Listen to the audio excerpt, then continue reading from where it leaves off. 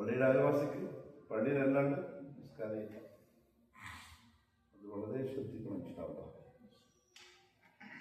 ജീവിതത്തില് ഒരു മനുഷ്യൻ ഏറ്റവും അധികം സങ്കടപ്പെടുക എന്ത് ആലോചിച്ചിട്ടായിരുന്നറിയാം?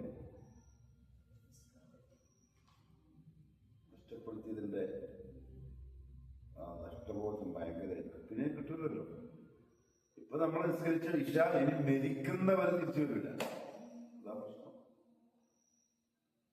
അതിപ്പോ മനഃപൂർവ്വമാണെങ്കിൽ കഴിയും. കാരണങ്ങൾ എന്തെങ്കിലും ഉണ്ടെങ്കിൽ ഓക്കെ. മനഃപൂർവ്വമാണെങ്കിൽ പിന്നെ പറഞ്ഞ കാര്യമില്ല, എല്ലാം കഴിയും. അതുകൊണ്ട് ശ്രദ്ധിക്കണം ഇൻഷാ അല്ലാഹ്. പക്ഷെ നമ്മളിവിടെ പറഞ്ഞത് അൽ ഈമാനു ബിൽ മലായിക, മലക്കളെ കൊണ്ടുള്ള വിശ്വാസം എന്തൊക്കെയെന്ന് പറഞ്ഞ വേഗം പറ.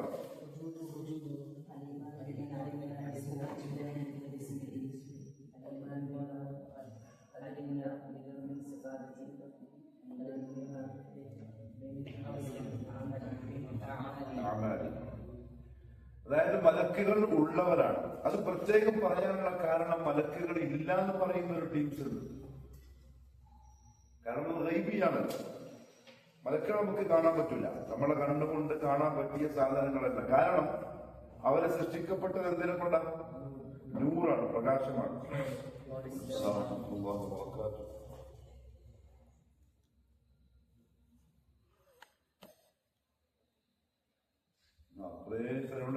ഉള്ളിൽ കൂടി പോണം. പിന്നെ അതുകൊണ്ടാണ് മലക്കുകളുടെ സഞ്ചാര വേഗത. ഏറ്റവും സ്പീഡ് ലൈറ്റിലല്ലേ, അതാണ് സ്പീഡ്. കാരണം അവർ വരുന്ന എവിടുന്ന? ആർഷിന്റെ അടുത്ത് നിന്നാ വരുന്നത്. 7 ആകാശങ്ങൾക്കപ്പുറത്തുനിന്ന് ആണ് ഭൂമിയിലേക്ക് സെക്കൻഡുകൾ കൊണ്ട് ഭൂമിയിലെത്തും. നബി സല്ലല്ലാഹു അലൈഹി വസല്ലം തങ്ങള് മുഅ്ജിസത്തായിട്ട് അവരെ കണ്ടിട്ടുണ്ട്. നബിയുടെ ഈ കണ്ണുകൊണ്ട് തന്നെ ജിബ്രീലിനെ, അല്ലാതല്ല ജിബ്രീലിനെ നേർക്ക് നേരെ കണ്ടിട്ടുണ്ട്. ആകാശത്തിലുള്ള യാത്രയിലും എവിടെ കണ്ടിട്ടുണ്ട്? എന്താ പറയുന്നറിയോ? ആകാശത്തിൽ ഒരു സ്ഥലം പോലും ബാക്കിയില്ലാതെ എല്ലായിടത്തും ഒരു മലക്ക് സുജൂദ് ചെയ്തിട്ടുണ്ട്. ചില മലക്കുകൾ എപ്പോഴും റുക്കൂഇലാണ്, ചില മലക്കുകൾ എപ്പോഴും സുജൂദിലാണ്. അതായത് നമ്മുടെ നിസ്കാരത്തിൽ ചെയ്യുന്ന ഓരോ കർമ്മങ്ങളില്ലേ, ഖിയാമ്, റുക്കൂഅ്, സുജൂദ്, ഇരുത്തം, പിന്നെ ആ ഓരോന്നിനും അല്ലാഹു പ്രത്യേകം മലക്കുകളെ ആക്കിയിട്ടുണ്ട്. അവർ സദാ ഖിയാമത്ത് വരെ അങ്ങനെ തന്നെയായിരിക്കും. അത്ര അധികമുണ്ട് മലക്കുകൾ. അപ്പൊ അവരെ ഗൈബായതുകൊണ്ട് നമ്മളെ കണ്ണിനോ അല്ലെങ്കിൽ നമ്മളെ മണത്തിട്ടോ തൊട്ടിട്ടോ ഒന്നും നമുക്ക് അനുഭവിക്കാൻ പറ്റൂല മലക്കുകളെ. അതുകൊണ്ട് ഇല്ലാന്ന് പറഞ്ഞ ആളുകളുണ്ട്. അതുകൊണ്ടാണ് പ്രത്യേകം പറഞ്ഞത് അൽ ഈമാനു ബി വുജൂദിഹിം, അവരുണ്ട് എന്നത് ആദ്യം വിശ്വസിക്കണം. പിന്നെയോ അവരുടെ കൂട്ടത്തിൽ നുഅ്മിനു ബിമാ അലിംനാ മിൻ അസ്മാഇഹിം, പേര് പറയപ്പെട്ട അഥവാ നബി സല്ലല്ലാഹു അലൈഹി വസല്ലം പറഞ്ഞു തന്ന പ്രധാനികളായ ജിബ്രീൽ, മീകാഈൽ, ഇസ്രാഫീൽ, മലക്കുൽ മൗത്ത്, അതേപോലെ മാലിക്, മുൻകർ നഖീബ്, അതീദ്, മുൻകർ നക്കീർ പോലെയുള്ള ഖുർആനിലും ഹദീസിലും ഒക്കെയായി വന്നിട്ടുള്ള ചില മലക്കുകളുടെ പേര്. പിന്നെ നുഅ്മിനു ബിമാ അലിംനാ മിൻ സിഫാത്തിഹിം, എന്താ അവരുടെ സിഫാത്ത്? വെള്ളം വേണ്ട, വായു ശ്വസിക്കലില്ല, തിന്നലില്ല, കുടിക്കലില്ല, ഉറക്കില്ല, വിശ്രമമില്ല, ക്ഷീണമില്ല, ആണെന്നോ പെണ്ണെന്നോ ഇല്ല, കല്യാണമില്ല, മക്കളില്ല, പിന്നെയോ ശഹ്വത്തുകളില്ല, അള്ളാഹു ഏൽപ്പിച്ച കാര്യം ചെയ്യാതിരിക്കൂല, കൽപ്പിച്ചത് നിർബന്ധമായിട്ടും അവർ ചെയ്യും, അള്ളാഹുവിന്റെ അനുമതി പ്രകാരം അവർ ഭൂമിയിലേക്ക് ഇറങ്ങി വരും, ലൈലത്തുൽ ഖദറിനൊക്കെ വരുന്ന പോലെ. മനസ്സിലായോ? ഇതാണ് അവരുടെ സിഫാത്ത്.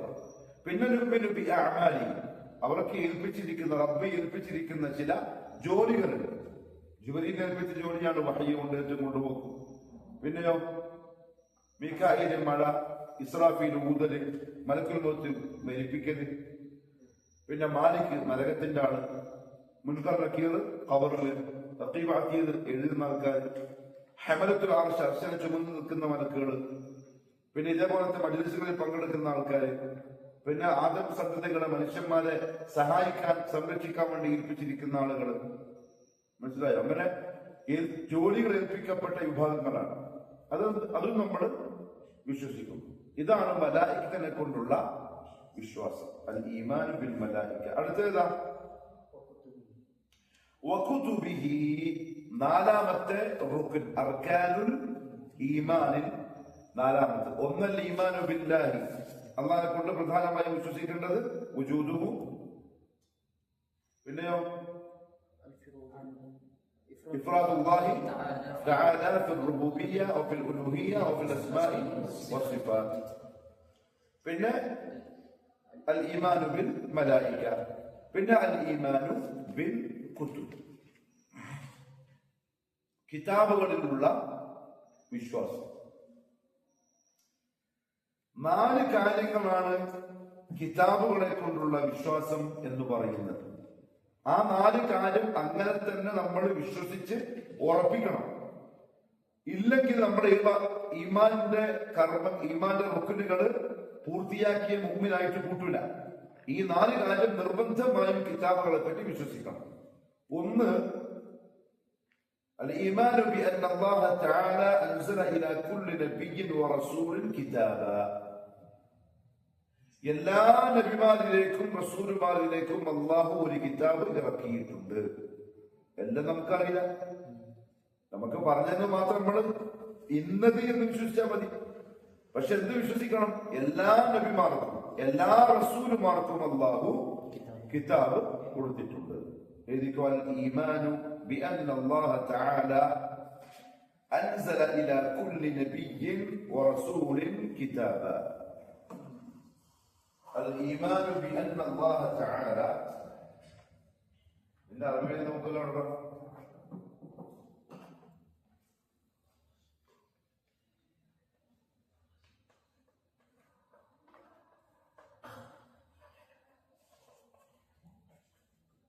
بأن الله تعالى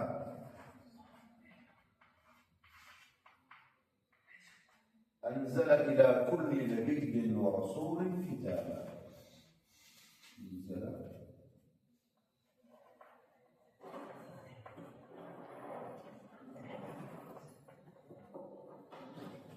نبي ورسول كتابا.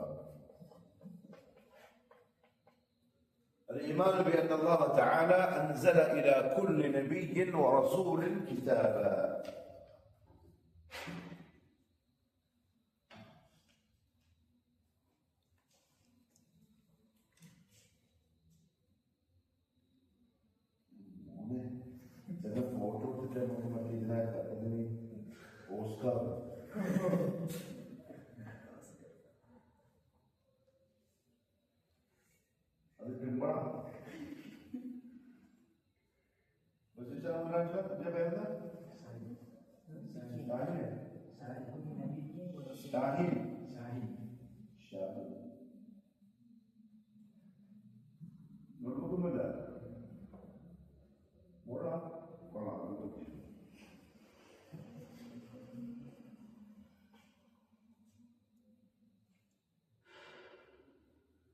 ഉസ്മാൻ അങ്ങനെ എഴുതി.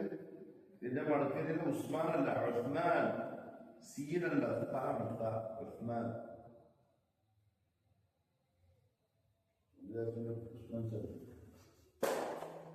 അറബിയൊന്നുമില്ല, അറബിയായിട്ട് ബന്ധമില്ലാത്ത മുസ്ലിങ്ങളാണ്.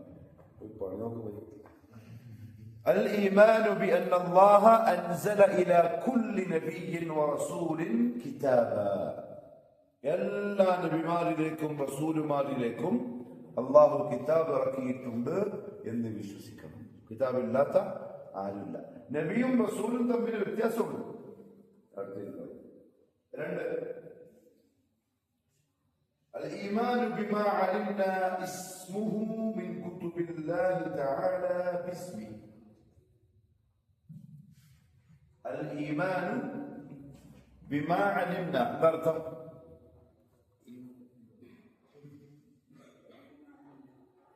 നമ്മൾ അറിഞ്ഞത്. എന്റെ നിങ്ങൾക്ക് മനസ്സിലാകുന്നുണ്ടോ? അൽ ഈമാൻ ബിമാ അലിംനാ بما علمنا اسمه من كتب الله تعالى اسمه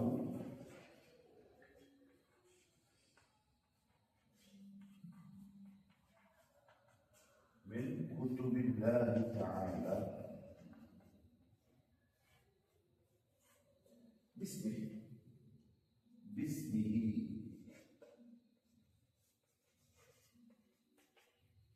الإيمان بما علمنا اسمه من كتب الله تعالى باسمه. കുറെ കാലം കഴിയുമ്പം നിങ്ങൾ വിചാരിക്കും, ഓ അമ്മയുടെ എഴുതി നമുക്ക് പഠിച്ചാൽ മതിയായിരുന്നു കേട്ടോ, ഇവിടെ പഠിച്ചു. الإيمان بما علمنا من اسمه من كتب الله تعالى باسمه.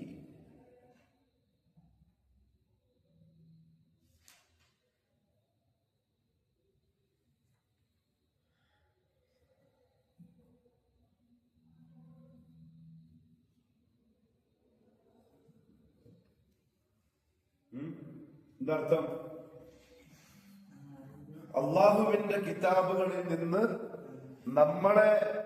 നമുക്ക് അറിയിച്ചു തന്നിട്ടുള്ള പേരുകൾ, ആ പേരുകൾ അങ്ങനെ തന്നെ വിശ്വസിക്കുക. എല്ലാ കിതാബുകളുടെയും പേര് നമുക്കറിയില്ല. 1.25 ലക്ഷത്തോളം അംബിയാ മുർസലീങ്ങളുണ്ട്. അപ്പൊ അവർക്ക് എല്ലാവർക്കും കിതാബുണ്ട് നമ്മൾ വിശ്വസിച്ചത്. കിതാബ് മീൻസ് നിയമങ്ങളും നിർദ്ദേശങ്ങളും ഒക്കെ അടക്കി കൊടുക്കുന്ന കിതാബ്, പുസ്തകം, ഖുർആൻ പോലെ. അത് നമ്മുടെ വിശ്വാസം. പക്ഷേ ആ കിതാബുകളുടെ എല്ലാം പേരുകൾ നമുക്കറിയില്ല. അത് വിശ്വസിക്കുന്ന നിർബന്ധമില്ല. ആകെ നിർബന്ധം എന്തേ ഉള്ളൂ, ആ കിതാബുകളിൽ നിന്ന് നമുക്കറിയാവുന്ന ചില പേരുകളുണ്ട്. ആ പേരുകൾ അങ്ങനെ തന്നെ നമ്മൾ വിശ്വസിച്ച് നോക്കണം. ഏതൊക്കെയാ? ദാവൂദ് നബിയുടെ സബൂർ. എവരോട് കിതാബുകളുടെ പേരുകളാണ് 4 കിതാബുകൾ.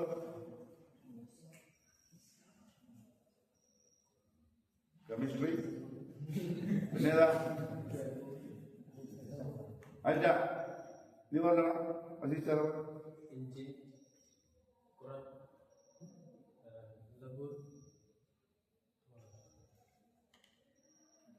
അത് പേര് പോലെ അറിയോ പറഞ്ഞത്?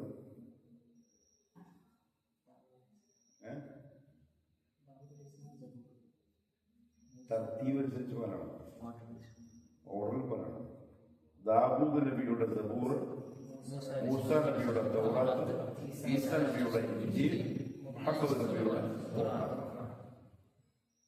ഇതാണ് നമുക്കറിയാവുന്ന 4 കിതാബുകൾ. ആ 4 നമ്മൾ ആ പേര് സഹിതം പഠിക്കണം. മനസ്സിലായോ?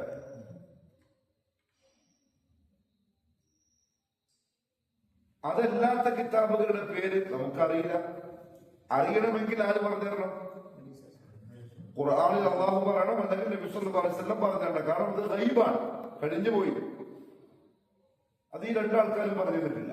അതുകൊണ്ട് നമുക്ക് അറിയേണ്ട കാര്യം ഇല്ല. പക്ഷെ പറഞ്ഞു തന്ന ഈ 4 കൃത്യമായും വിശ്വസിച്ചിരിക്കണം. 3, അള്ളാഹുവിൽ നിന്നിറക്കപ്പെട്ട എല്ലാ ഗ്രന്ഥങ്ങളും സത്യമാണ്. വേദമാണ്. മലയാളത്തിൽ അർത്ഥം എഴുതിയാൽ അറബിയൊന്നുമില്ല. അള്ളാഹുവിൽ നിന്നിറക്കപ്പെട്ട എല്ലാ ഗ്രന്ഥങ്ങളും സത്യമാണ്.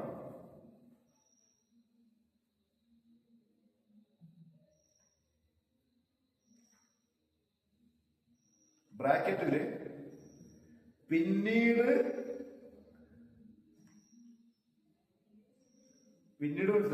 പിന്നെ മാറ്റിത്തിരുത്തലുകൾ വരുത്തുന്നതിന് മുമ്പ്. മാറ്റിത്തിരുത്തുന്ന പറഞ്ഞാൽ ചേഞ്ച് ആക്കരുത്.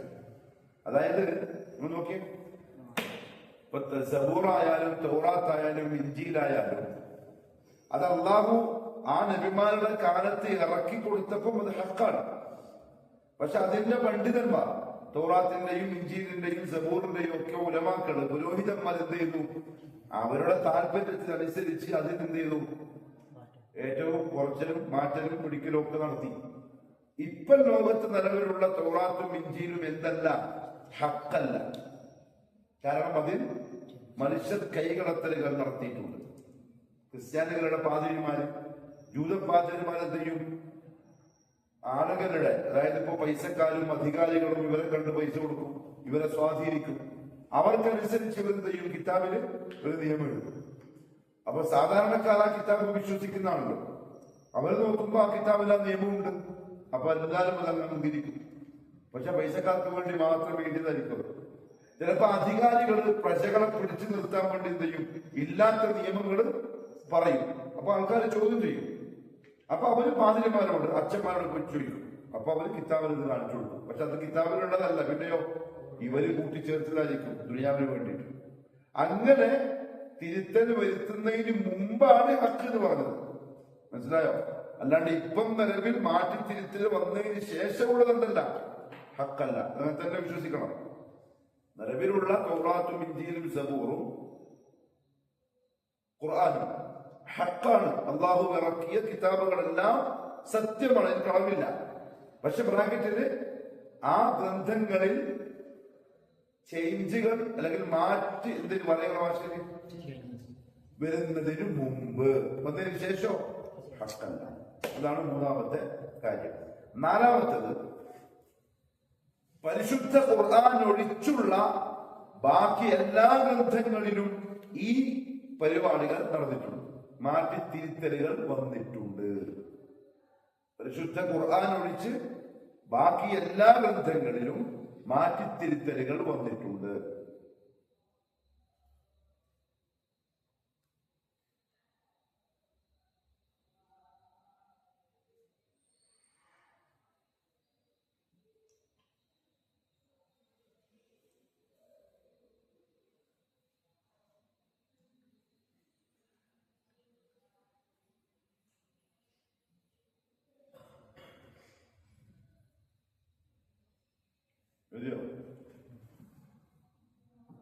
ഖുർആൻ എന്ത് ചെയ്തിട്ടില്ല? അത് വന്നിട്ടില്ല, വരികയുമില്ല. കാരണം അതിൽ അല്ലാഹു പ്രത്യേക സംരക്ഷണം ഏർപ്പാടാക്കിയിട്ടുണ്ട്. ഖുർആനിന്റെ ഒരു നിയമങ്ങളും ഒരാൾക്കും മാറ്റാൻ പറ്റില്ല.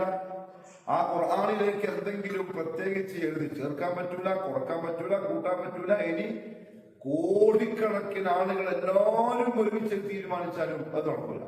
കാരണം ഖുർആൻ അന്ന് പറഞ്ഞിട്ടുണ്ട്, നാം അതിനെ സംരക്ഷിക്കും. അത് ഖിയാമത്ത് നാൾ വരെ ഒരു പ്രശ്നമില്ലാണ്ട് അങ്ങനെ തന്നെ ഉണ്ട്. പിന്നെയോ ഓരോ ഗ്രന്ഥ കിതാബുകളും അതാത് ജനത പിൻപറ്റൽ നിർബന്ധമാണ്. മനസ്സിലായോ? ഇപ്പൊ തൗറാത്ത് ഇറങ്ങിയതാർക്കാം? യഹൂദികൾക്ക്. ആ തൗറാത്തിനെ അവർ പിൻപറ്റൽ നിർബന്ധമാണ്. ഇറങ്ങിയ സമയം. ഇഞ്ചിൽ ഇറങ്ങിയത് ഈസാ നബിക്ക്. ആ കാലത്തുള്ളവർക്ക് ഇഞ്ചിൽ ഫോളോ ചെയ്യൽ നിർബന്ധം.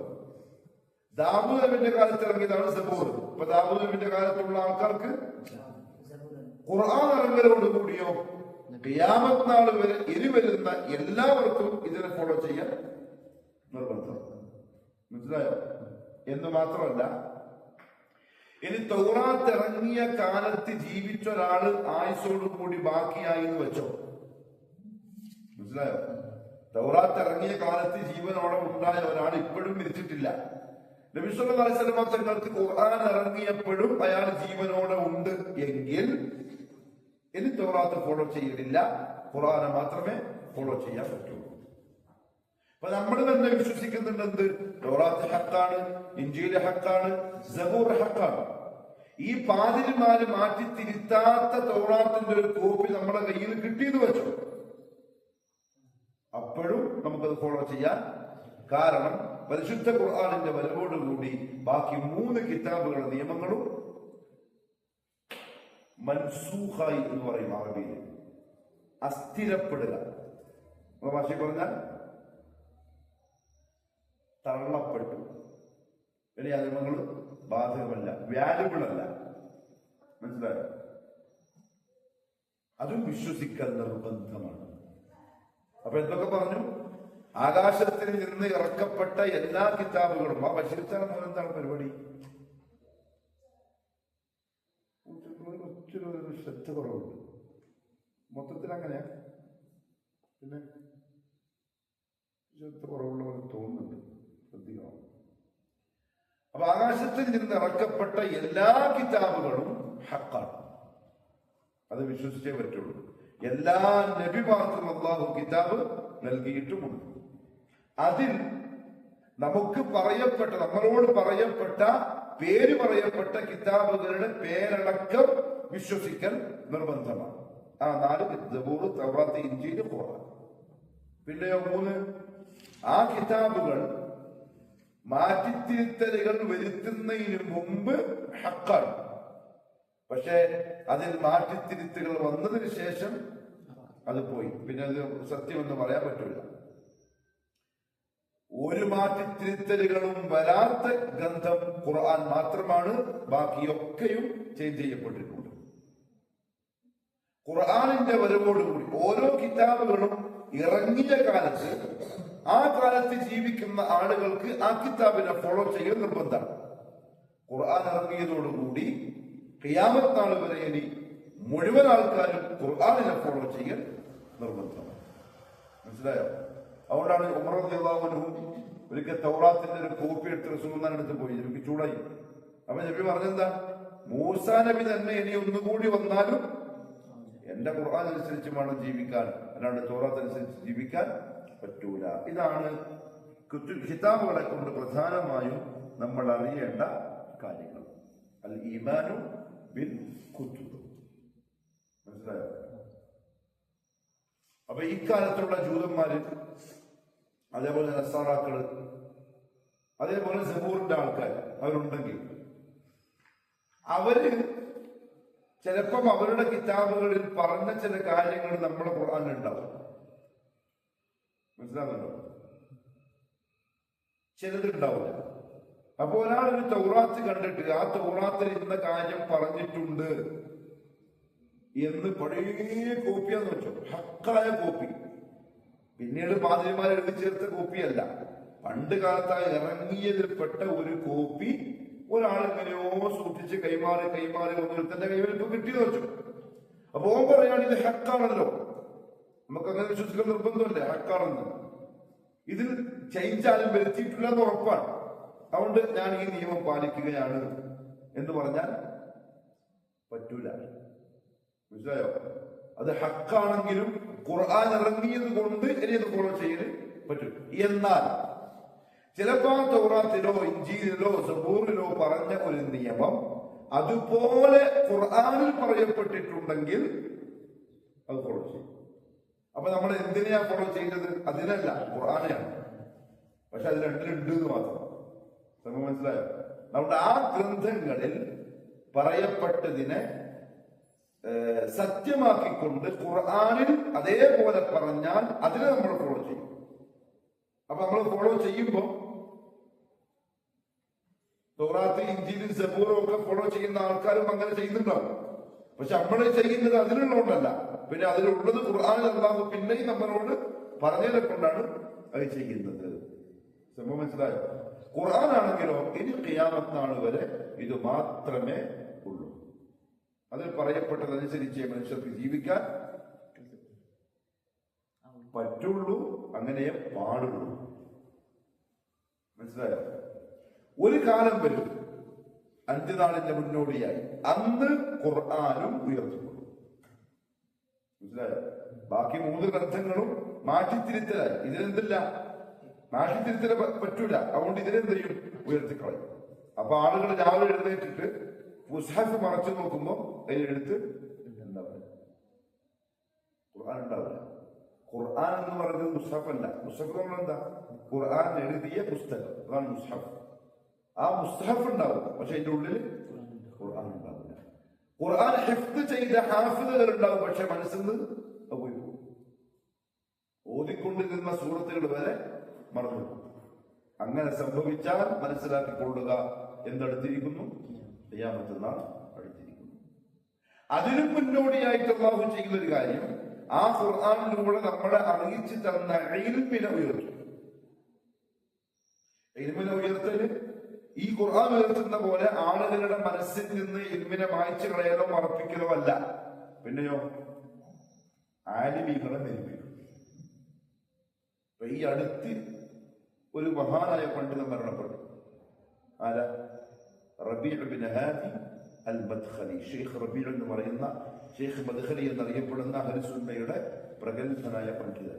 നിങ്ങൾ വല്ലതും അറിഞ്ഞോ? അപ്പൊ ഇന്നത്തെ ടച്ച് ഇല്ല എന്നർത്ഥം. സൗദിയിലെ ഉലമാക്കളെ അവരുടെ യൂട്യൂബിൽ വിക്കിപീഡിയയില്ലേ, അത് നോക്കണം, അതിൽ കൂടി വായിക്കണം, അവരെ മനസ്സിലാക്കണം. അഹ്ലുസുന്നയുടെ പണ്ഡിതന്മാരാണ് ഇപ്പം നിലവിലുള്ള അഹ്ലുസുന്നയുടെ പ്രഗത്ഭരായ പണ്ഡിതന്മാരായിരിക്കാം സാലിഹ് അൽ ഫൗസാൻ, അബ്ദുൽ മുഹ്സിൻ അൽ ബദർ, പിന്നെ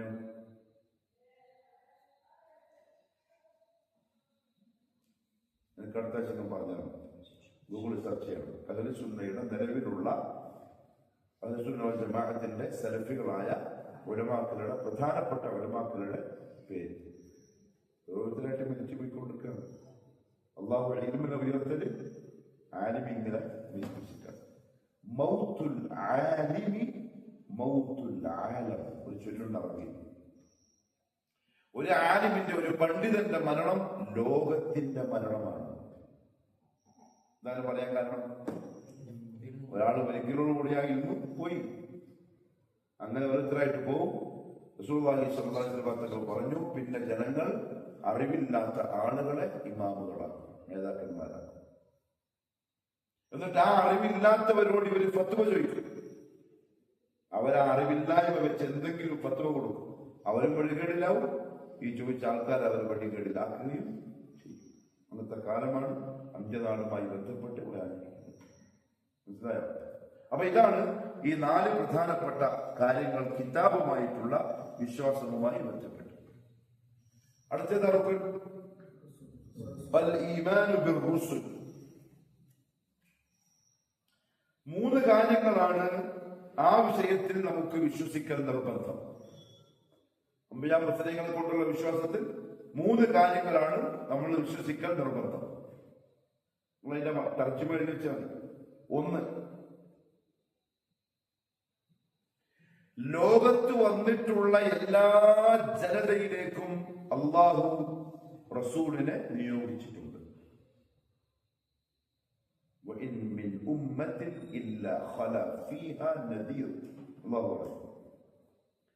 ദുനിയാവിൽ വന്ന ഒരു ജനതയും ആദം നബി തൊട്ട് ഇങ്ങോട്ട് മുഹമ്മദ് സല്ലല്ലാഹു അലൈഹി വസല്ലം തങ്ങളുടെ ഉമ്മത്തി വരെ നബിയില്ലാത്ത, റസൂലില്ലാത്ത, താക്കീതുകാരനില്ലാത്ത, ദീൻ പറഞ്ഞു കൊടുക്കുന്ന ആളില്ലാത്തൊരു കാലം ഉണ്ടായിട്ടേ ഇല്ല. അങ്ങനെ ഇല്ലാതായാൽ അള്ളാഹു കാണിക്കുന്ന നീതിയാണ്. കാരണം ആ കാലഘട്ടത്തിൽ ജീവിച്ച ആൾക്കാർ എന്ത് പറയും? നമുക്ക് റസൂൽ ഉണ്ടായിട്ടല്ലോ, നമുക്ക് നബി വന്നിട്ടല്ലോ പറഞ്ഞുതരാൻ എന്ന് പറയാൻ ലോകത്ത് ഒരു ജനതക്കും സാധ്യമല്ല. കാരണം അള്ളാഹു പറഞ്ഞു, മുഴുവൻ ആളുകളിലേക്കും അള്ളാഹു എന്ത് ചെയ്തിട്ടുണ്ട്? നബിമാരെ, റസൂലിനെ അയച്ചു കൊടുത്തിട്ടുണ്ട്. ഇതാണ് ഒന്നാമത്തെ. 2, ഒന്നാമത്തെ എഴുതി വായിച്ചു. 2,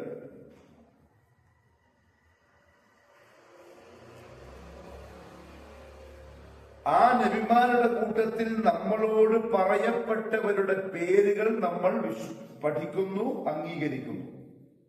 ആ നബിമാരുടെ കൂട്ടത്തിൽ നമ്മളോട് പറയപ്പെട്ട പേരുകൾ നാം അറിയണം. എത്ര നബിമാരുടെ പേരുകൾ പറയപ്പെട്ടു?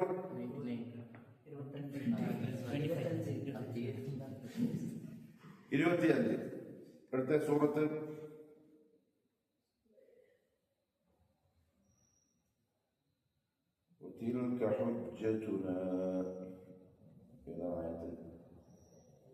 ഖുർആനിലെ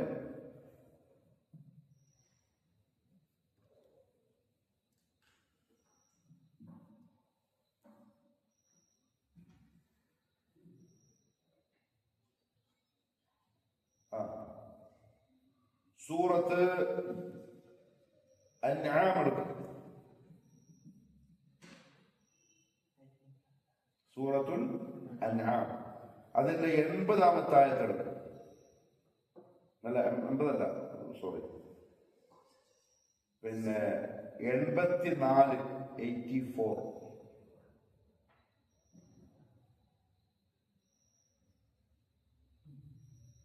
കിട്ടിയോ? അതിന്റെ പരിഭാഷ വായിക്കും. എടാ കുണ്ടോണി എന്തോ ആളെ കളിക്കുന്നത് ജിമ്മ. ആ വായിച്ചോ, പരിഭാഷയില്ലേ? ആയിക്കോട്ടെ, ആയിട്ടാ പേര് ശ്രദ്ധിക്കണം. ഇസ്ഹാഖ്, യാക്കൂബ്, നൂഹ്, ദാവൂദ്, സുലൈമാൻ. ഞാൻ വായിക്കും, നിങ്ങൾ കണ്ടണം. ഇസ്ഹാഖ്, യാക്കൂബ്, നൂഹ്, ദാവൂദ്, സുലൈമാൻ, അയ്യൂബ്, യൂസുഫ്, മൂസ, ഹാറൂൻ, സക്കരിയ, യഹ്യ, ഈസ, ഇല്യാസ്, ഇസ്മായിൽ, വല്യസ, യൂനുസ്, ലൂത്ത്. എത്രയായി? ആരും ഉണ്ടീറ്റേ?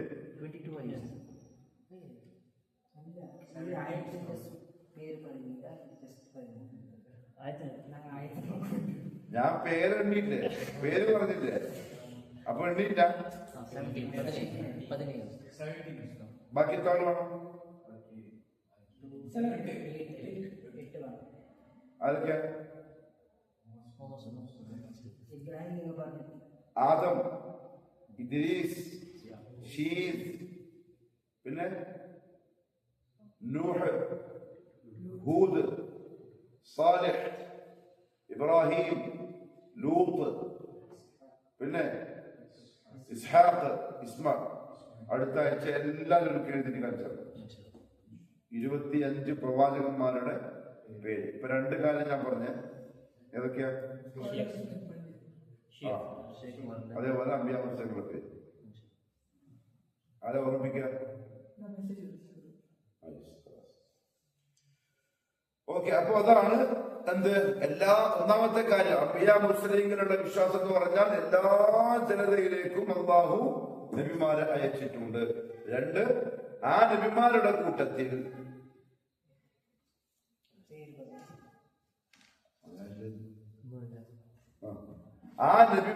കൂട്ടത്തിൽ നമ്മളോട് പേര് പറയപ്പെട്ടവരുടെ പേരുകൾ നമ്മൾ അറിയണം. പേരറിയാത്തവരെ അങ്ങനെ വിശ്വസിക്കണം. പേരറിയാത്തത് കൊണ്ട് ബാക്കിയുള്ളവർ ഒഴിവാക്കാൻ പറ്റില്ല. 25 പേരാണ് ഖുർആൻ അല്ലാഹു പറഞ്ഞു നിൽക്കുന്നത്. അപ്പൊ പേര് പറയപ്പെട്ട നബിമാരെ പേരറിഞ്ഞുകൊണ്ടും എഴുതിക്കും.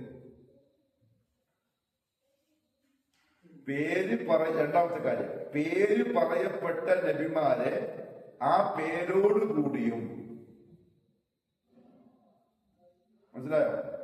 പേര് പറയപ്പെട്ട നബിമാരെ ആ പേരോടുകൂടിയും അതല്ലാത്തവരെ മൊത്തത്തിലും വിശ്വസിക്കൽ നിർബന്ധമാണ്. ഓക്കെ, രണ്ടാമത്തെ ആദ്യത്തേത് എല്ലാ കൗമിലേക്കും ഒരു നബി വന്നിട്ടുണ്ട്. 2, അതിൽ പേര് പറയപ്പെട്ട നബിമാരെ പേരോടുകൂടിയും അല്ലാത്തവരെ മൊത്തത്തിലും വിശ്വസിക്കൽ നിർബന്ധമാണ്.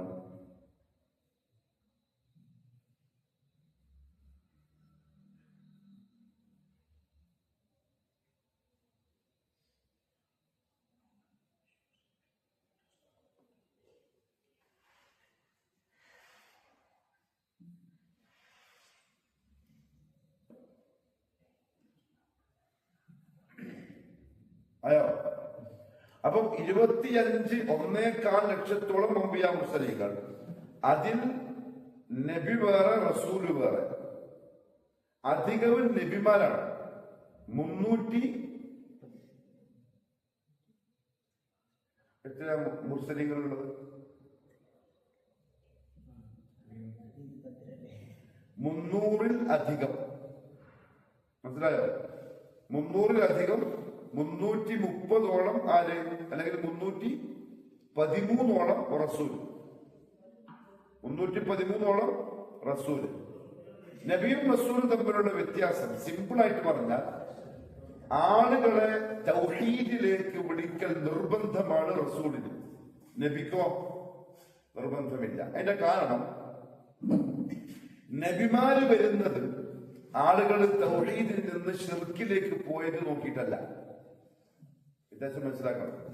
നബിമാര് ഷിർക്ക് സംഭവിക്കുമ്പം ആ ഷിർക്കിൽ നിന്ന് ആളുകളെ തൗഹീദിലേക്ക് വിളിക്കാനല്ല അള്ളാഹു നബിയെ നിയോഗിക്കുന്നത്. പിന്നെയോ നബിമാരെ നിയോഗിക്കുന്നത് ആ കാലഘട്ടത്തിലുള്ള ജനങ്ങൾക്ക് തർബിയത്ത് കൊടുക്കാനാണ്. തർബിയത്ത് മീൻസ് അവരെ ആദം നബി നബിയാണ്, റസൂലല്ല. മനസ്സിലായോ? കാരണം ആദം നബിയുടെ കാലത്ത് ശിർക്കില്ല. ആദം നബിയുടെ മകൻ ഷീസ് നബിയാണ്, റസൂലല്ല. കാരണം അപ്പോഴും ശിർക്ക് വന്നില്ല. ഇദ്രീസ് നബിയാണ്, റസൂലല്ല. കാരണം ശിർക്കില്ല. നൂഹ് റസൂലാണ്, ആദ്യത്തെ റസൂലാണ് അത് നൂഹ്. കാരണം ആദം നബിയുടെ മക്കൾ ഇങ്ങനെ വന്ന് 10ാമത്തെ തലമുറയിൽ ശിർക്ക് വന്നു. ആ ശിർക്കിൽ നിന്ന് അവരെ തൗഹീദിലേക്ക് വിളിക്കാനായിട്ട് അള്ളാഹു ആദ്യം നിയോഗിച്ച ആളാണ് നൂഹുൽ റസൂലുള്ളാഹ്. മനസ്സിലായോ? പിന്നെ ഇങ്ങനെ കഴിഞ്ഞു പോയി. നബിമാർ ഇങ്ങനെ വന്നുകൊണ്ടുണ്ട് ഇഷ്ടംപോലെ. നൂഹ് നബി അവർക്ക് പറഞ്ഞു കൊടുത്ത തൗഹീദിന്റെ വിഷയത്തിൽ അവരെ കൈയിടാക്കാനും അവർക്ക് തർബിയത്ത് കൊടുക്കാനും അവർക്ക് നസീഹത്ത് കൊടുക്കാനും നബിമാർ ഇങ്ങനെ വന്നുകൊണ്ടുണ്ട്. അങ്ങനെ കഴിഞ്ഞു. ശിർക്ക് വന്നു. ഇബ്രാഹിം റസൂലായി വന്നു. മനസ്സിലായോ? അറിയപ്പെട്ട, നമുക്ക് പറയപ്പെട്ട പേരുള്ള റസൂൽമാർ. അതേപോലെ വേറെ വന്നു. ലൂത്ത്, സാലിഹ്, ഹൂദ്, ദാവൂദ്.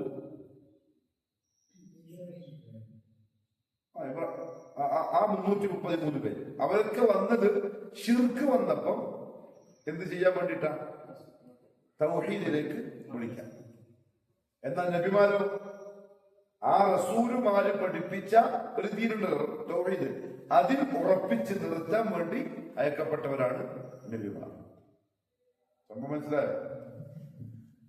ഈ മുസ്ലിങ്ങളുടെ കൂട്ടത്തിൽ 5 പേരാണ് പ്രധാനപ്പെട്ട ആളുകൾ. അവർക്ക് പറയുന്ന പേരാണ് ഉലുൽ അസ്മ്.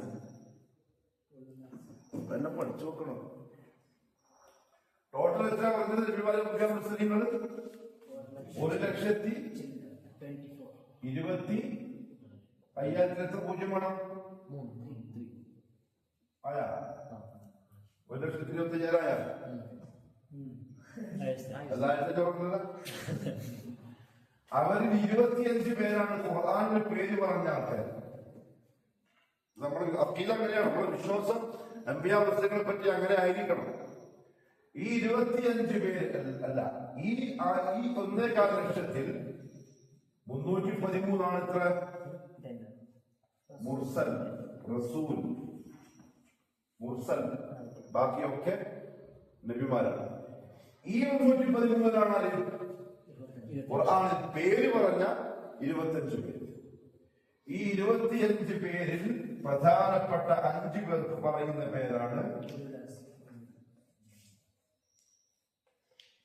ഉലുൽ അസ്മ്. ഉലുൽ അസ്മ് കൊണ്ട് ഉദ്ദേശിക്കുന്നത് എന്താ? അസ്മ് എന്ന് പറഞ്ഞാൽ ദൃഢത. എന്താ ഇംഗ്ലീഷ് പറയാം?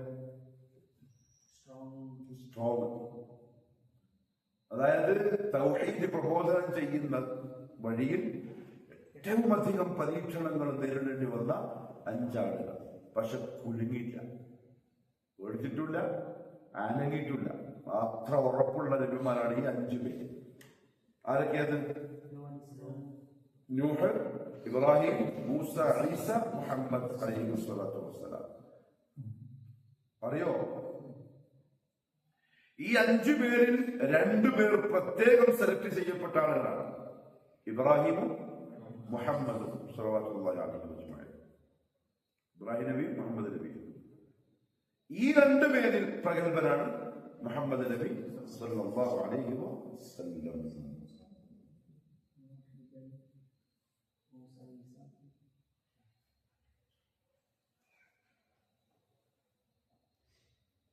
فهمتم؟ هل فهمتم؟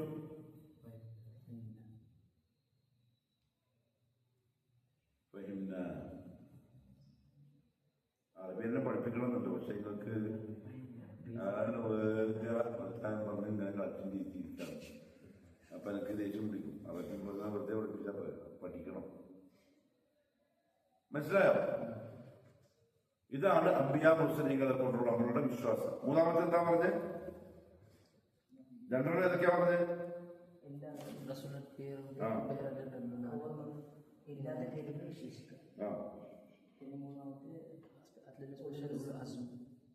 ഇല്ല, ഞാൻ ഇതിന്റെ കൂട്ടത്തിൽ പറഞ്ഞത് മാത്രം.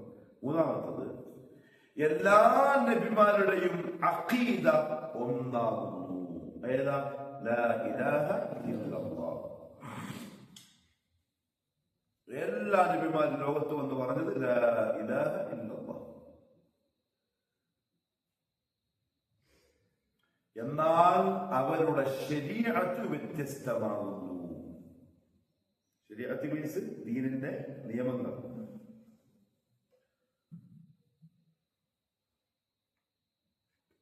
നീ എന്താ പഠിക്കുന്നതാ? സ്കൂളില്, കോളേജിലാ? നീ എന്താ പഠിക്കുന്നത്? എന്താ വിഷയം? ബികോം എന്താ? ബികോമിന്റെ ഫുൾ ഫോം എന്താ? ഓഹോ, എന്താ കൊണ്ടുള്ള ഉദ്ദേശം? പഠിച്ചിട്ട് എന്താ കിട്ടല്? അക്കൗണ്ടന്റ്? ഇവിടെ ഹൈപ്പർ മാർക്കറ്റില്ല. എന്താ അക്കൗണ്ടന്റ്? അക്കൗണ്ടൻസ് എന്ന് പറഞ്ഞാൽ എന്താ?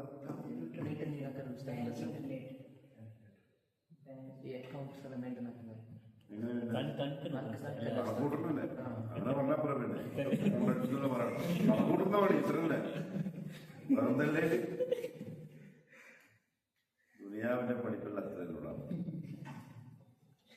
റിസ്ക് പഠിച്ചാലോ ഇല്ലെങ്കിലും എന്താണോ. ഇപ്പൊ സിനാൻ പഠിച്ചിട്ട് കാർ കച്ചവടം ചെയ്തു. സിനാൻ കാറിന്റെ കച്ചവടമാക്കുന്ന ഡിഗ്രി കിട്ടിയില്ല. പിന്നെ വേഗം വെച്ച് പൈസ കൊണ്ടാ വലിയ സ്റ്റാറ്റസ് എന്നാണ് കാറിന്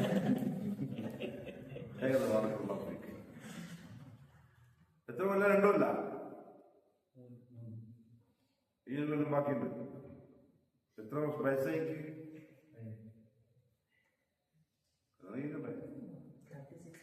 പെണ്ണിട്ടല്ലേ? 18 വയസ്സുള്ള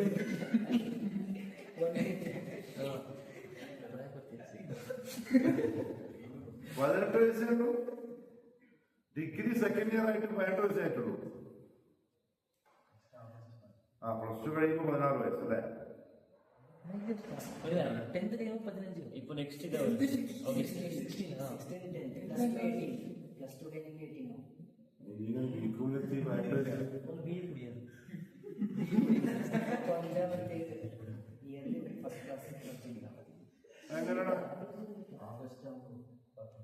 അല്ല, അതെല്ലാം പോയിക്കോട്ടെ. നീ 18 വയസ്സിൽ ബികോം എങ്ങനെയായി?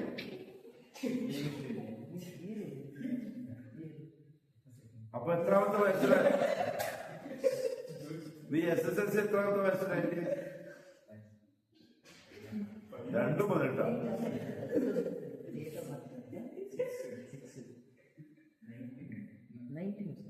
+1 +2 പഠിച്ചില്ല.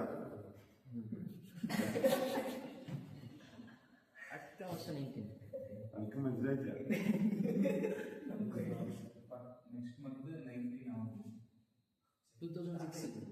അപ്പോഴും ഫസ്റ്റ് ഇയറിലാവാൻ പറ്റുള്ളൂ ബികോമിന്റെ. കൺഫ്യൂഷനായി പോയി. 50 മനസ്സിലാവുന്ന വിചാരിച്ചു.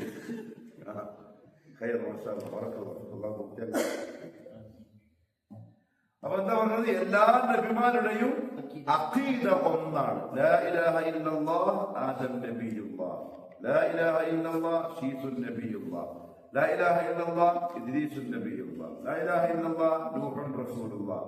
അങ്ങനെ എല്ലാത്തിനും എന്തുണ്ട്? ലാ ഇലാഹ ഇല്ലല്ലാഹ്. പക്ഷെ അവരുടെ ശരീഅത്ത് വ്യത്യസ്തമായിരിക്കും.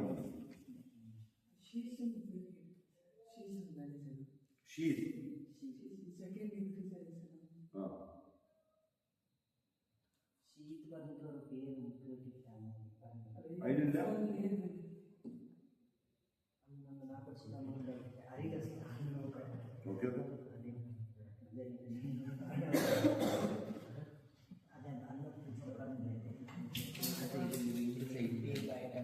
അതെല്ലാം കൃത്യമായിട്ട് നോക്കിയിട്ട് ഗൂഗിളിലിടണേ.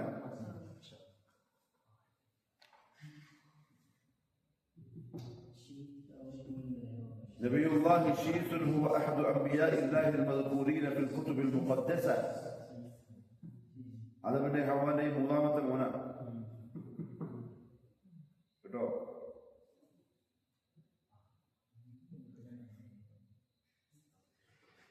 അതിനെ കുറിച്ച് നമ്മൾ പറഞ്ഞ സമയത്ത് ഇല്ലാന്ന് വിചാരിച്ചു ഖുറാന്റെ പേരില്ല, ഖുറാന്റെ പേരില്ല, ഖുറാനില്ല, ഖുറാനൊന്നുമില്ല.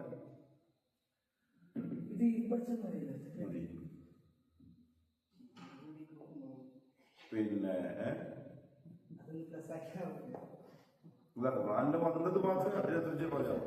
ബാക്കിയുള്ള ഹദീസിലുള്ളതാണ്. ഷാമീൻ, യൂഷാന്ന് ഖുറാനിലുണ്ടല്ലോ. ഷാമീൻ എന്നൊക്കെ കുറെ ഉണ്ട്. ആ ഷാമിലൊക്കെ ചിലപ്പോൾ അതിന് വന്നേക്കും പേര്. ഹയർ. അപ്പൊ അഖീദ ഒന്നാണെങ്കിലും ശരീഅത്തിൽ എന്തുണ്ട്? വ്യത്യാസമുണ്ട്. അത് അല്ലാഹു അവന്റെ ഇഷ്ടപ്രകാരം ഓരോ നബിമാരുടെ കാലത്തും വ്യത്യസ്ത രീതിയിൽ മാറ്റിക്കൊണ്ടിരുന്നു. പക്ഷേ ഇനി ഖിയാമത്ത് നാൾ വരെ ഒറ്റ ശരീഅത്തേ ഉള്ളൂ, മുഹമ്മദി ശരീഅത്ത്. മനസ്സിലായോ? ഇനി ആ കാലഘട്ടത്തിൽ ജീവിച്ച ആളുകൾ വന്നാലും അവരുടെ ശരീഅത്ത് പ്രകാരം ജീവിച്ചൂടാ, മുഹമ്മദി ശരീഅത്ത് പ്രകാരമേ ജീവിക്കാവൂ. ആദം അലൈഹിസ്സലാത്തു വസ്സലാമിന്റെ കാലത്ത് കല്യാണം നടന്നു. ആയിരുന്നു എല്ലാരും ആദ്യം ഹവന്റെ മക്കളല്ലേ.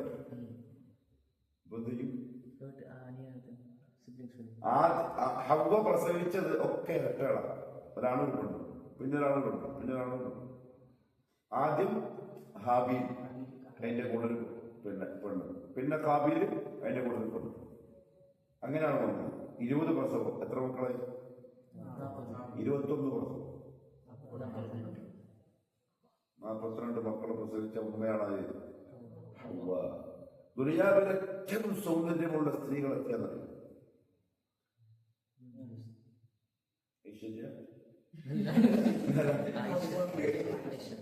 ഹവ്വ, മറിയം,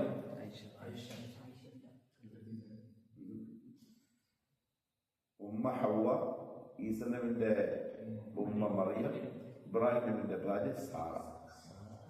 ഈ മൂന്നാണ് ദുനിയാവിലെ ഏറ്റവും സൗന്ദര്യമുള്ള സ്ത്രീകൾ. നീ എന്താ വിചാരിച്ച അവളാണ്? ഹവ്വാന്റെ മക്കളെ കൂട്ടത്തിലും രണ്ടാമത്തെ പ്രസവത്തിലുള്ള പെണ്ണ് ഭയങ്കര സുന്ദരിയാണ്. ആദ്യത്തെ പ്രസവത്തിലെ പെണ്ണുങ്ങളോ കുറച്ച് സൗന്ദര്യം കുറവാണ്. ഇപ്പൊ കല്യാണപ്രായമായി മക്കൾക്ക്. കാരണം കല്യാണം നടന്നാലേ എന്ത് വരും? നെസ്ലുണ്ടാവണ്ടേ, പരമ്പരകൾ ഉണ്ടാവണ്ടേ. കല്യാണം നടന്നാലേ മക്കളുണ്ടാവും, പരമ്പര ഉണ്ടാവുള്ളൂ. ഇപ്പൊ കല്യാണത്തിന്റെ തീരുമാനമായി. ആദമിന്റെയും ഹവ്വാന്റെയും കല്യാണം നടന്ന എവിടെയാ? സ്വർഗത്തിലാണ്, ആകാശലോകത്ത്. അത് കല്യാണം പറയാനിപ്പോ അള്ളാഹു പറഞ്ഞു, ഒരു കാര്യം ചെയ്യും. ആരാന്റെ മക്കളില്ലല്ലോ കെട്ടിക്കാൻ. ആദ്യത്തെ ചെറുക്കന്റെ പേരുള്ള പെണ്ണിനെ രണ്ടാമത്തെ ചെക്കൻ, രണ്ടാമത്തെ ചെക്കന്റെ കൂടെയുള്ള പെണ്ണിനെ ആദ്യത്തെ. നോക്കുമ്പോ ആദ്യത്തെ പ്രസവത്തിലുള്ള കാബീലിന്റെ കൂടെയുള്ള പെണ്ണില്ലേ, ട്വിൻസ്, ഇത് ഭയങ്കര സുന്ദരി, മറ്റേതൊക്കെ ചോദ്യം പോകും. അപ്പൊ അങ്ങനെ കിട്ടുന്ന പെണ്ണ് ഭയങ്കര ലാഭം. കേട്ടല്ലോ, അത്ര പോരാ. നോമ്പറന്നത് ശരിയാവില്ല. എനിക്ക് എന്റെ മകളെ തന്നെ വേണം. കാരണം പണ്ട് പണ്ടേ മനുഷ്യന്മാര് പെണ്ണ് കിട്ടുന്നത് നോക്കിയിട്ട് നിങ്ങളിപ്പോ ആരാ നോക്കി? തോന്നില്ലാത്തവരെ നോക്കില്ല. ഇല്ല, അപ്പൊ ഉടനെ നോക്കും. തോന്നില്ല നോക്കാൻ പറ്റുമോ? ഷാമിലെ കെട്ടാനായില്ലേ? എന്തൊക്കെ നോക്കാം?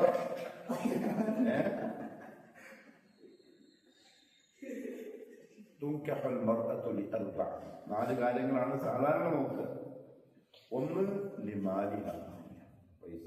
ഒരു 300 ഏക്കർ കാപ്പീനുണ്ടെങ്കിൽ പെട്ടെന്ന് കെട്ടിക്കോ, നോക്കാതെ. പിന്നെ വലി ജമാലിഹ, ലാഭം, സൗന്ദര്യം നോക്കണം.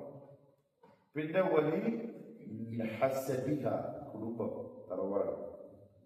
വലി ദീനിഹ, പറഞ്ഞെന്താ അറിയോ? ഒക്കെ ഓക്കലുണ്ടെങ്കിലും ദീനുള്ളതിനെ, അതായത് ബാക്കി 3 ഉണ്ടെങ്കിലും ദീനുണ്ടെങ്കിലും എടുത്തോ, ബാക്കിയുള്ള സഹായം തരും, സമാധാനം ഉണ്ടാവും. നല്ല സുഖം പറഞ്ഞതാണ്. പൈസക്കാരൊക്കെ നോക്കിയിട്ട് കെട്ടി, ഉരുൾ പൊട്ടി മല പൊട്ടി വന്നിട്ട് തോട്ടം മൊത്തം പടുത്ത് പോയി. ഇതെന്താ കൂട് തലയിലുമായി, തോട്ടം പോവുകയും ചെയ്തു. സമാധാനം നഷ്ടപ്പെടും. പൈസ നോക്കിയിട്ട്, പൈസ മാത്രം നോക്കിയിട്ട് കെട്ടിയ, സൗന്ദര്യം മാത്രം നോക്കിയിട്ട് കെട്ടിയാൽ ഒരു സമാധാനം ജീവിതത്തിൽ ഉണ്ടാവില്ല. ഒന്നുകിൽ സൗന്ദര്യം ഉണ്ടാവും, പോകും. അല്ലെങ്കിലോ ഇവരാരെങ്കിലും നോക്കും, ഇവൾക്കാരെങ്കിലും ഫോൺ വിളിക്കുന്നുണ്ട്, ഇവർക്ക് മെസ്സേജ് അയക്കുന്നില്ല, ഒരു സ്വസ്ഥത നഷ്ടപ്പെടും. സൗന്ദര്യം പോകാൻ ചാൻസ് ഉള്ള സ്ഥാനമാണ്. സൗന്ദര്യം എപ്പോഴും ഉണ്ടാവില്ല. കറി പറഞ്ഞാൽ പോലെ മൊത്തം കഴിഞ്ഞില്ലേ. ഇത് രണ്ടും നോക്കിയിട്ട് കെട്ടിയ, കുടുംബം മാത്രം നോക്കിയാൽ ഏതെങ്കിലും ഒരുത്തൻ കച്ചാൻ പഠിച്ചാൽ പോലെ കഴിഞ്ഞില്ലേ കുടുംബം. നോക്കാക്കട്ടെ, കുടുംബത്തിന്റെ പേരേ പോയില്ലേ. ദീനോ ദീനാണ് ഇജ്ജത്ത്. അതുകൊണ്ട് എല്ലാം നോക്കാം, നോക്കണ്ടെന്നല്ല. ജിഹാദി കല്യാണം കഴിക്കാന്ന് കണ്ടോ, തീരെ സൗന്ദര്യമൊന്നും ഇല്ലാത്തൊരു പെണ്ണക്കെട്ടപ്പോ പാവം മോളെ ഞാൻ കെട്ട, എന്തായാലും ഓട്ട് ജീവിക്കണ്ടേ, നീ എങ്ങനെ ആരും ജീവിപ്പിക്കാണെന്ന് പോലെ അതൊക്കെ അല്ലാതെ തീരുമാനിച്ചിട്ടുണ്ടാവും. അങ്ങനെ നോക്കാം. പൈസ, കുടുംബം, തറവാട്, കുഫോക്കണം. നമ്മളെക്കാളും എന്റെ പൈസക്കാരനെ നോക്ക്, കുടുങ്ങി പോകും. കൂടെ നമ്മളെ ഭരിക്കും, അടിമയാവും, നമ്മളെ കീഴിൽ, അല്ലെങ്കിൽ നമ്മളെ പോലെ. എന്നാലും നമ്മളെ കളക്കാൻ ഫക്കീറിനെ വീട്ടിൽ കെട്ടാൻ പാടില്ല. ഏത് പാവപ്പെട്ടവർ കല്യാണം നിൽക്കാൻ വേണ്ടിയിട്ട് ജിഹാദി കല്യാണം, മടിക്കേരിയിൽ ഏറ്റവും പാവപ്പെട്ട ഒരു പെണ്ണ് നോക്കിയിട്ട്. ഇതുകൊണ്ടറിയാം, ഓടെ പാവപ്പെട്ട രീതിയിൽ ജീവിച്ചു വളർന്നാളായിരിക്കും. പൈസക്കാരുടെ പേർക്കേക്ക് പോയാൽ ഒക്കെ ഒന്നും തിരിയില്ല, വെറും പ്രശ്നമായിരിക്കും. കാരണം ഉദയാപ്ല ആഗ്രഹിക്കുന്ന പോലെ അവനോട് ജീവിച്ച അങ്ങനെയല്ലേ. ഞാനാണ് കുഫു എന്ന് പറയാം. കുഫു വെക്കണം, വളരെ നോക്കി ശ്രദ്ധിച്ച്. സ്കൂളിൽ നിന്ന് നോക്കി വെക്കണ്ടേ, കോളേജിൽ നിന്ന് നോക്കി വെക്കണ്ട കേട്ടോ. പറ്റുമ്പോഴാണെന്നും പഠിക്കാത്തതിനെല്ലാം കെട്ടിക്കും. നമുക്കറിയില്ല കോളേജിൽ കൊണ്ടുള്ള അവസ്ഥ എന്താ ചോദിച്ചാൽ, ഈ അറിയാതെ നമുക്ക് എന്താ അതൊന്നും നോക്കി വെക്കണ്ട. ഉപ്പയും ഉമ്മയും നോക്കി തൃപ്തിപ്പെട്ട് പൊരുത്തപ്പെട്ടിട്ടേ കല്യാണം കഴിക്കാവൂ. എനിക്ക് ഭയങ്കര ഉറപ്പായിരിക്കും. ജീവിതം നമ്മൾ വിചാരിക്കുന്നതൊന്നുമല്ല. കല്യാണം കഴിക്കുന്നതിന് മുമ്പായിരിക്കും ഭയങ്കര ആവേശം, ഭയങ്കര രസം. കല്യാണം കഴിഞ്ഞ് 2 കൊല്ലം കഴിഞ്ഞാൽ പിന്നെ ജീവിതം, ഉത്തരവാദിത്വം, ജോലി, മക്കള്, പണി, പിന്നെ പഴയ പോലെ ലക്കരെ മുത്തേ തേനെ വിളിച്ചുകൊണ്ടുണ്ടാവില്ല. അപ്പൊ ഇപ്പൊ തോന്നുന്നത് അങ്ങനെ. കാരണം എങ്ങനെയാണ് പ്രേമിക്കുന്ന, ലവ് ചെയ്യുന്ന ഒരു പെൺകുട്ടിയെ നമ്മൾ എങ്ങനെ വിശ്വസിക്കുക? ഓൾ ഒളിച്ചും പതുങ്ങി ഉപ്പ അറിയാണ്ട് ഉമ്മ അറിയാണ്ട് കളത്തരം കാണിക്കല്ലേ നമ്മളെ പ്രേമിച്ചിട്ട്. അങ്ങനെ കളത്തരം കാണിക്കുന്നത് കൊണ്ട് നമ്മൾ അങ്ങനെ വിശ്വസിക്കാം? നമ്മൾ കെട്ടിക്കഴിഞ്ഞാൽ ഓള കളത്തരം കാണിച്ചാലും അങ്ങനത്തൊന്നും ഇസ്ലാമിലില്ല. പ്രേമിച്ച് കെട്ടാതെ പോകുന്ന പരിപാടി ഇസ്ലാമിലില്ല. അല്ലെങ്കിൽ ഇങ്ങനെ പ്രേമിക്കണം, ജിമ്മിന് ഒരു പെണ്ണിനോട് പ്രേമം ഭയങ്കരല്ലോ, പക്ഷെ കാണാൻ പാടില്ല, മുണ്ടാൻ പാടില്ല, സംസാരിക്കാൻ പാടില്ല. ഇവനെ പ്രേമിക്കോ? ജീവൻ പോലെ നിങ്ങളെന്ന് പ്രേമിക്കാം അല്ലേ? ഇതൊന്നും ഇസ്ലാമിൽ അനുവദനീയമല്ല. സംസാരിക്കാൻ പാടില്ല, കാണാൻ പാടില്ല, ഒരുമിച്ചിരിക്കാൻ പാടില്ല, കത്തേക്കാൻ പാടില്ല. പിന്നെ എന്ത് മനസ്സിലായോ? അതുകൊണ്ട് ഇസ്ലാമിനതില്ല. ഹറാം, പക്ക ഹറാം. കാരണം അന്യ പുരുഷനും അന്യ കൊണ്ടുമല്ലേ. കല്യാണം എന്ന് പറഞ്ഞാൽ ആ സമയമാകുമ്പോ അന്വേഷിക്കണം.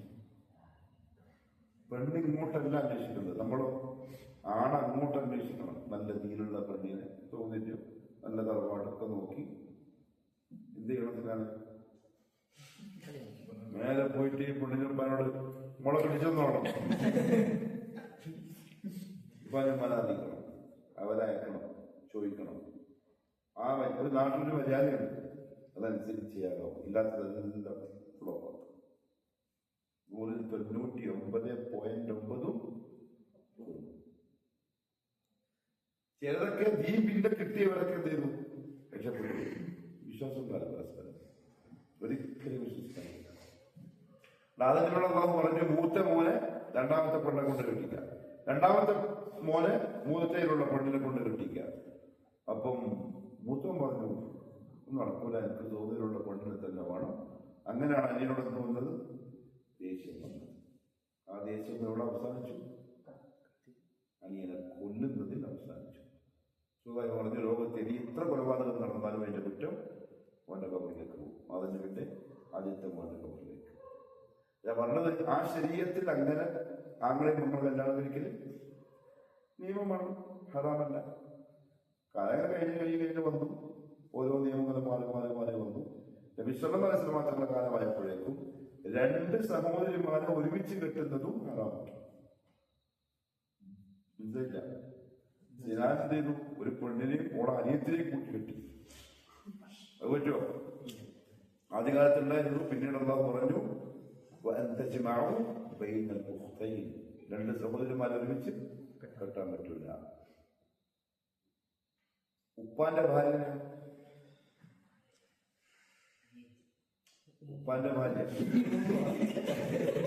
ചമ്മന്തികളാ. ഉപ്പാന്റെ ഭാര്യ ഇപ്പോഴത്തെ കാലത്ത് ഇല്ല, പണ്ട് കാലത്ത് എങ്ങനെയുണ്ട്? ഉപ്പൊരു പെണ്ണ കല്യാണം കഴിക്കും, പ്രത്യേകതലാക്കല്ലോ, പിന്നെ മോൻ വീട്ടിൽ ചെയ്യും, അങ്ങനെ കിട്ടും. അതും അള്ളാഹു എന്ത് ചെയ്തു? നിങ്ങളെ വാപ്പമാരെ കെട്ടിയ പെണ്ണിനെ നിങ്ങൾ എന്ത് ചെയ്ത് കെട്ടാൻ പാടില്ല. അപ്പൊ ശരീരത്തിൽ എന്ത് ചെയ്യും? നിയമങ്ങൾ ഇങ്ങനെ മാറി വരും. പക്ഷെ അഖീദ അന്നും തന്നെ ഖിയാമത്ത് നാൾ വരെ ലാ ഇലാഹ ഇല്ലല്ലാഹ് ഒരു മാറ്റവും ഉണ്ടാവില്ല. അതും അൽ ഈമാനു ബിൽ റുസുലിൽ പെട്ടതാണ്. എല്ലാ നബിമാരുടെയും അഖീദ ഒന്നാണ്, അവരുടെ ശരീരത്തിൽ മാറ്റമുണ്ട്. പക്ഷേ ഇനി ഖിയാമത്ത് നാൾ വരെയുള്ളവർക്ക് മുഹമ്മദ് സല്ലല്ലാഹു അലൈഹി വസല്ലം തങ്ങളുടെ ശരീഅത്ത് മാത്രമേ പാടുള്ളൂ. സുബ്ഹാനല്ലാഹി വബിഹംദിഹി അഷ്ഹദു അൻ ലാ ഇലാഹ ഇല്ല അൻത അസ്തഗ്ഫിറുക വ അത്തൂബു